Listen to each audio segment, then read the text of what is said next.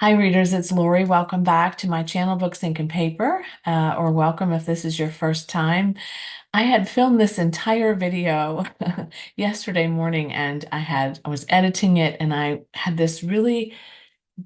a problem with my throat yesterday, and I just sounded not like myself at all. I think it was partially because I had gotten up really, really early to film the video. And so I listened to it. I got about halfway through it and I thought, this is just not good. I just wasn't able to articulate and speak in a way that made that work. So I'm doing this again today and hopefully we will get through this. So I'm a lot later than I'd like to be on my most anticipated reads video for August, but here we are. It just is what it is. And I have been pretty busy. I had an entire day of team facilitation yesterday, which was quite, it's a lot. It's something I have to prepare for and really work hard around. So hopefully I can get this filmed today, maybe edited today. If not, it'll go up a day late, but everything will be fine. Everything will be fine. These first books that we're going to talk about come out on August 6th, and there are a couple of them. So let's get started.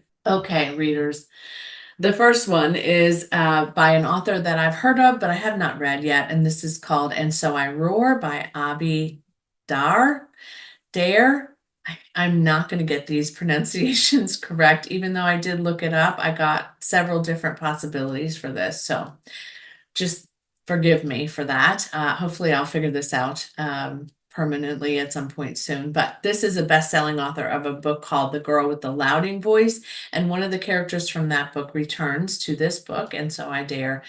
And I now think I want to read The Girl with the Louding Voice first before I take on this one. But this is about Tia, a young woman who is standing by with her mother, who is on her deathbed in Nigeria.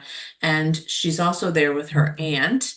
And her mother whispers a secret to her aunt that really is quite something. And she's been holding on to the secret for a long time. And Tia had no idea. And the synopsis, of course, doesn't say what the secret is, but Tia then returns back home to Lagos after her mother passes. And there's a young girl named Adunai or Aduni. I don't know. Again, that is the pronunciation I'm not certain of, but this is the character that comes from the book previous to this one. And she is in her home and she's taking care of her, trying to get her enrolled in school, just make sure that everything she needs is provided for her. The synopsis for The Girl with the Louding Voice would suggest that this young girl was not well cared for and didn't have a lot of means or resource. So when Tia starts to take care of her, however, something occurs and a knock is at the door. And I think that this kind of breaks everything open. So they're having to make a choice about whether to care for this girl, Tia is, and the girl, I guess, is going to have to make some choices too.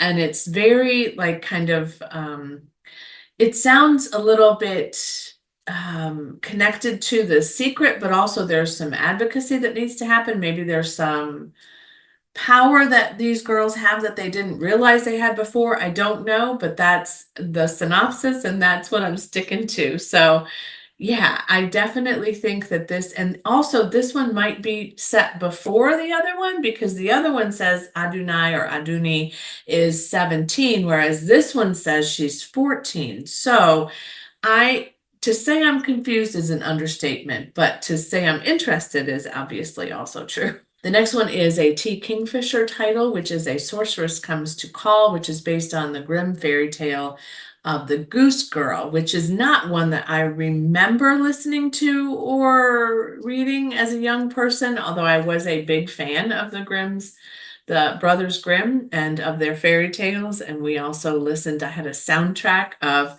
the story there was sort of a play that they did. And so I have kind of a connection to the Brothers Grimm, which is why this one delights me.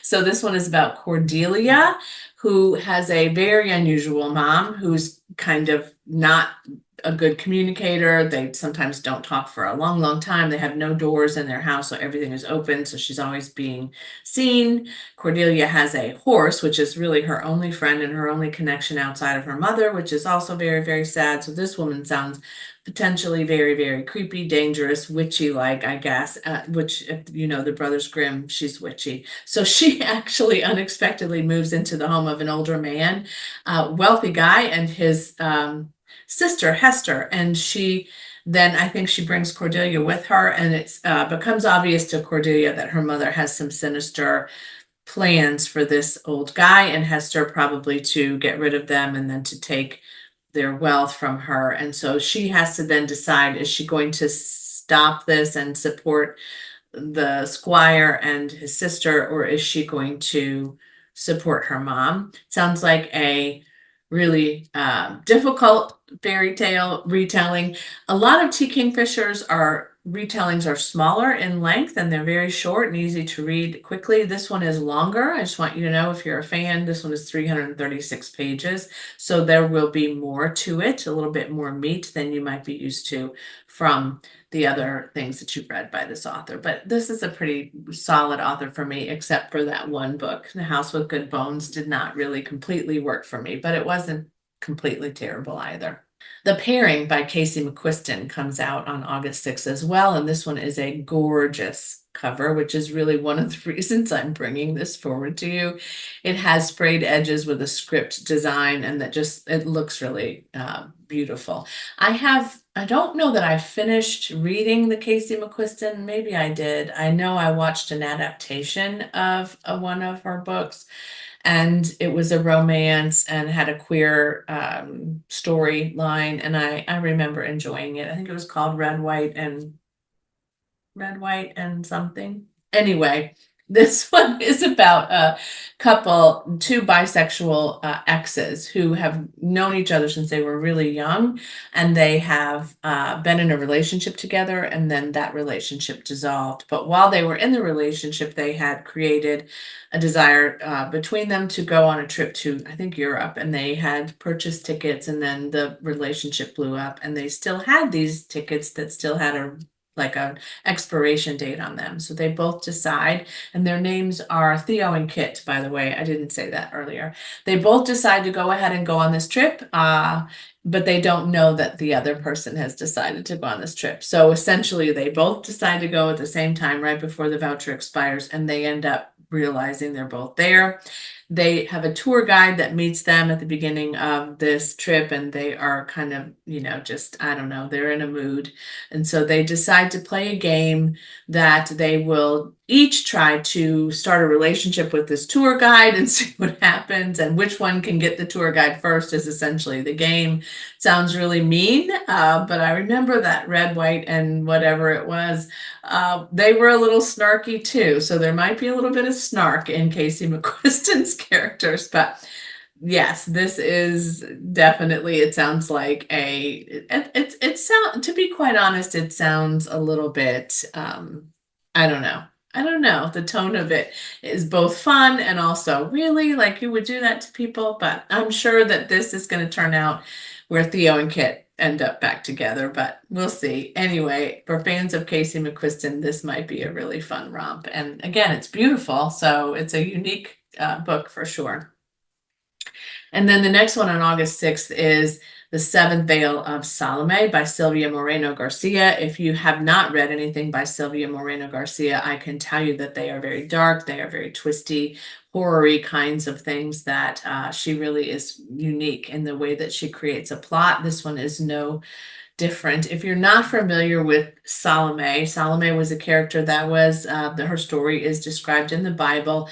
She was a dancer, and she danced with veils, as many women did in that time. And so she's featured in, I think, all of the Gospels of the New Testament of the Bible, because she was asked to dance for King Herod, and she did such a lovely job that King Herod says, "Hey, I would love to grant you a wish. What would you like?" She doesn't really know what she would like, so she asks her mother, and her mother says, "Tell him that you want the head of John the Baptist." And so Herod says, gosh, okay. And he does indeed behead John the Baptist and brings his head on a silver platter or gold platter back to Salome and her mother. I tell you the story because it may help you to understand the tone of this book and how this was kind of created based on that original story.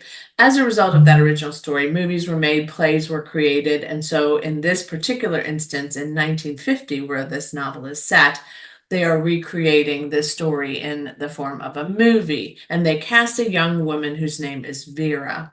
Vera is unknown, she's an ingenue, and there's another woman named Nancy who gets very, very jealous of Vera. She wants to be Salome. She believes that this is her role. And so she's going to do whatever she can to make sure that she gets what she wants. And they're both determined. There's a lot of scandal, there's gossip, there's all kinds of things. And it sounds like a great read and a great plot, and probably will be pretty fast paced too. So that one is definitely on my radar. All right, let's look at August 13th and what's available on that release day.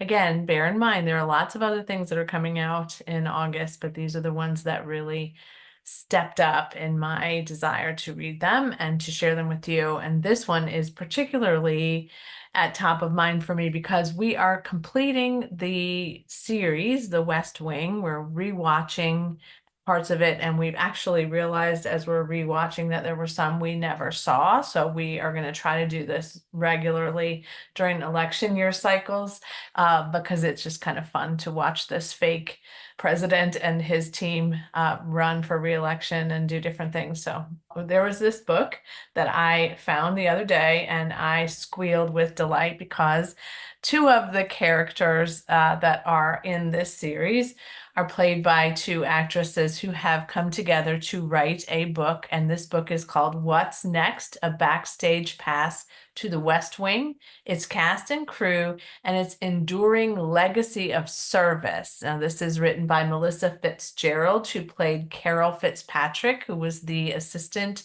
to C.J. Craig, if you're familiar with this series, who was the press secretary for a number of episodes.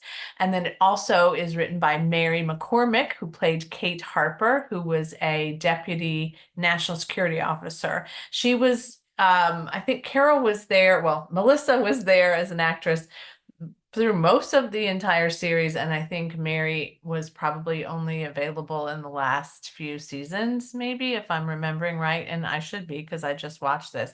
Definitely the last two seasons, maybe one or two before that as well. This is a behind the scenes look at the filming and development of this show and how long it endured. With 7 seasons, really impacted the experience of the cast and crew. So there's some stories and anecdotes about how they were together, I'm sure. But also, apparently, according to the title and the way that they're describing this book, it really speaks to the legacy of service and commitment that this cast has had since they completed this show to helping others and to making the case for competent leadership and hope and optimism and support of people who need it. So it just really sounds like a great nonfiction title for me particularly, and maybe for you as well. And I just think if you've watched The West Wing or you wanted to watch The West Wing, this might be a fun companion to doing so. So this again comes out on August 13th, and I think they have a pre-order special. I am not going to be able to pre-order it because, you know, I'm on the no buy book challenge and I'm so close to getting to the end, but it's becoming harder and harder and harder. And this release was really a hard one for me not to just go ahead and order, but it sounds like and looks like it will be a great dive into that show and into the characters and into the actors that played these characters. Worst Case Scenario by TJ Newman. This one is another thriller that is written by a former airline employee. I think she was a flight attendant, but don't quote me on that. TJ Newman has written Drowning and Falling, both of which I have read, and I'm excited about this one too, except I'm supposed to fly in September, so I may put this off until after I return. I haven't had to fly for a while, and yeah, it is it's quite challenging these days to get your flight to leave on time and arrive on time and all those kinds of things. It's very stressful. And, there's some other things that have happened too. So I don't need any more stress in my life. However, the premise of this book is very exciting to me. So a pilot has a heart attack at 35,000 feet in this particular novel. And they crash into a nuclear power plant in Minnesota, in a small community in Minnesota. What happens next is the sort of the catastrophe that this is and how to manage it. Now, they say that there is a nuclear disaster sort of level of which is, if this is a 1, it's this level of impact, versus if this is a 7, which is kind of the highest you can go. This is a bad impact, right? Somewhat like the intensity of hurricanes and tornadoes, right? They have categories F and, cat numbers in the hurricane system. Same is true for nuclear disasters. They're saying that this nuclear disaster is an 8, so it's even above the 7 scale. So it's got to be pretty bad. And so it is how all of the employees and how all of the firefighters and all the other folks that are involved are responding to this disaster and what happens next. And again, if you haven't read anything by TJ Newman, they are riveting. They're edge of your seat. You can't hardly put them down. They're not always 5-star for reads for me, but they're very satisfying. So I'm sure that I will be taking a look at worst case scenario. I may even listen to it because I think I've listened to all of them. I think so far. So yeah, I think that's a great way to digest this. The next one on this August 13th release date is I Need You to Read This by Jessa Maxwell. If you are not familiar with Jessa Maxwell, she wrote a debut novel called The Golden Spoon, which was a cute little mystery with a bunch of people who were in a baking competition in a remote area. And I really enjoyed The Golden Spoon. In fact, I've read it twice. I read it once because I was interested in it, and I read it the second time because it was a BookTube Besties retreat pick for us to talk about as a book club selection. So I recently reread that. It was well written. It was kind of, it was well paced. The characters were well developed. I really enjoyed The Golden Spoon a lot. So I have a feeling that I will enjoy I Need You to Read This as well. This is about a woman named Alex who escapes New York City and wants to do something new. And she is, just kind of looking for something special, something that works for her. And then her whole plan is sort of impacted by the fact that a famous advice columnist for the advice column called Dear Constance is murdered. And Alex is really upset by that because this particular woman in her column really connected with her, and she had been a fan for a number of years. And the synopsis says it really helped her out of difficult, challenging situations. So perhaps she wrote to Dear Constance more than once in her lifetime. But then she discovers that an advertising agency is looking for a replacement for Dear Constance, and she applies for that position and is actually offered that job. So she's kind of trying to reorient herself into this new work, although she was a copywriter, I think, in her first career, and she's, adapting to this new role, but also starts getting threatening letters to her, probably similar to what was happening to the woman who was Dear Constance, whose name I think was Frances. And I remember this because that was my mom's name. So she now has to determine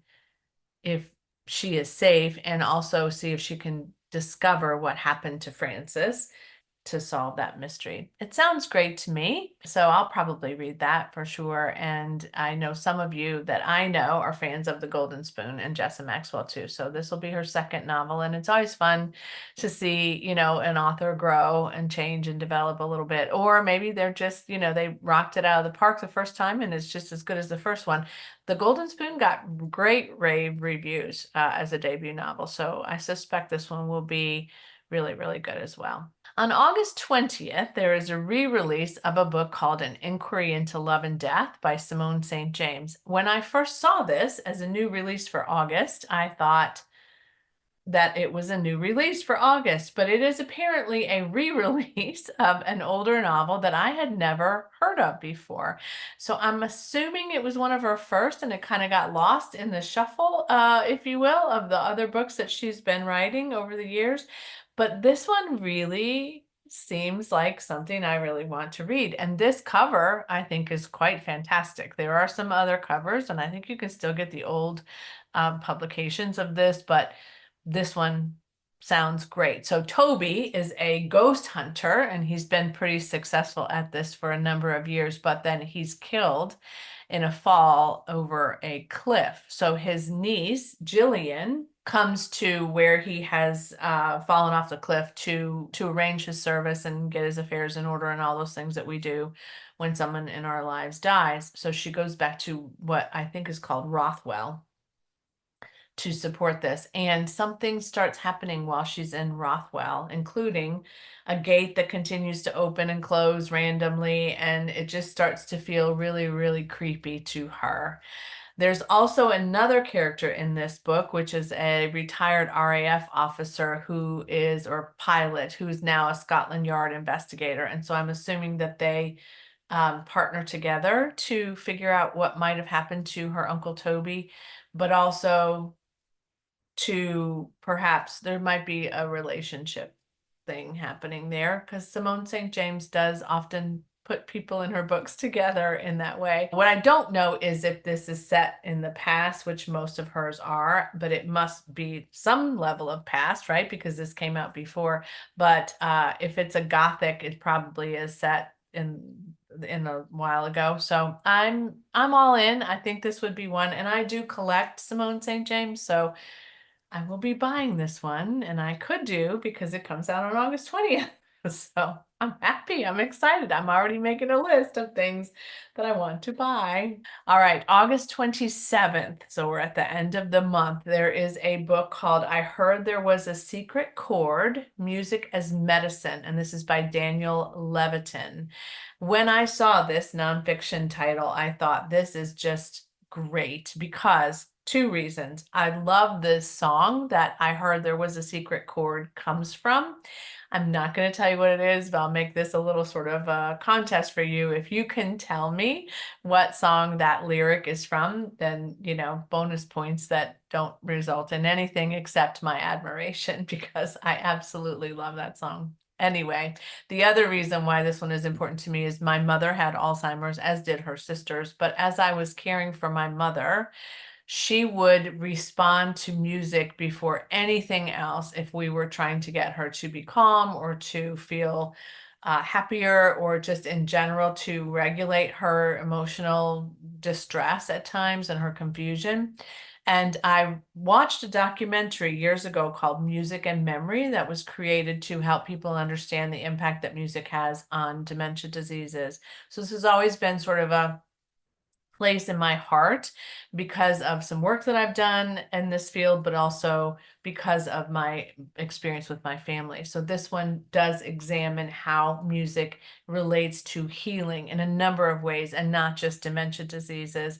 And so this one has gone through a number of different countries and cultures and traditions that are connected to music and to healing modalities and studies that have been done. And it just sounds like a great book. But also, Daniel Levitin is not just a scientist, but he's also a musician and has been involved in this for all of his life. And he's been a composer too. So what better person to write a book about music and about science and exploration of this topic. I really hope that somebody nearby at a library near me would pull this in. And if it turns out to be a really great book, then I probably will pick it up to keep it forever. And I have no doubt it will be.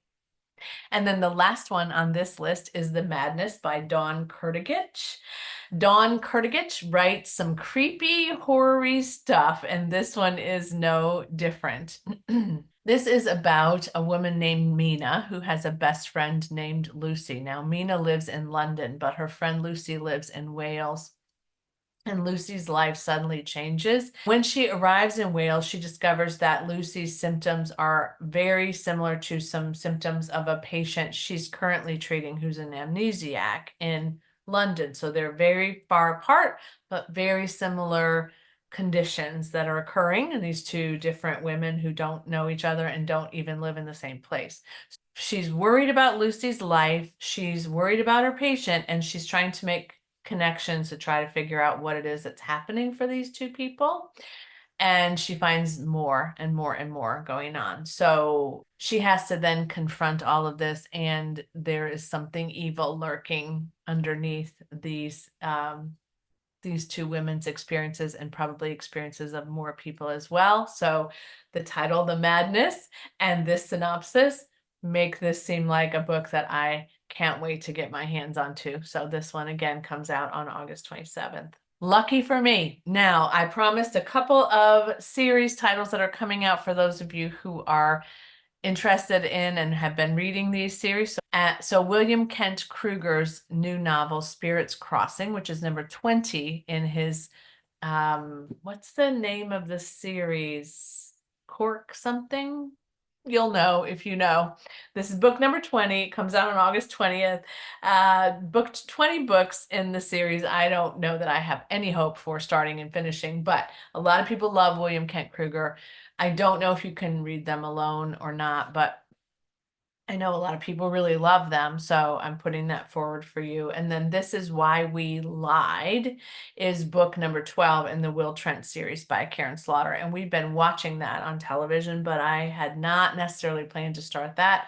However, I'm not certain that I won't. Like I'm in this, like, I don't know. And then the Vera Stanhope series by Anne Cleves also has a new book coming out. This is book 11 in that series. So book 11 and book 12, maybe.